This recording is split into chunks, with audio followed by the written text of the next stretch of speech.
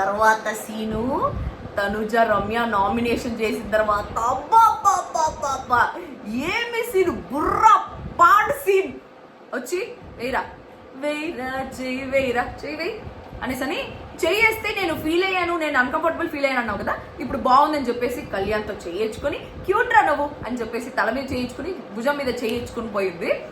అసలు highlight of the episode అది మాత్రం నిజంగా నాకు సూపర్ అనిపించింది. తనుజ అందరు దేనైతే నెగిటివ్ అని చెప్పేసి పాయింట్అవుట్ చేస్తున్నారో ఆ నెగిటివ్ కూడా పాజిటివ్ గా మార్చేసింది అనేసి అనిపించింది. గేమ్ ఆఫ్ థ్రోన్స్ లో టిరియన్ లానిస్టర్ ఒక మాట అంటాడు, wear your flaws like an armour so nobody can use them against you అని చెప్పేసి.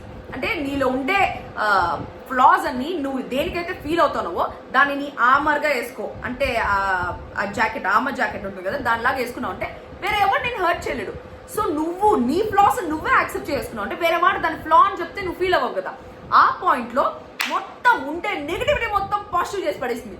అమ్మని అమ్మాయి ఏం ఆడింది ఏమి చేసిందిరా బాబు అనేసి అనిపించింది. హైలైట్ అనిపించింది నాకైతే. బుర్ర పాడ్ మీకు కూడా బుర్ర పాడైపోయింది ఆ సీన్ కి అనేసి అంటే ఈ వీడియోని లైక్ చేయండి.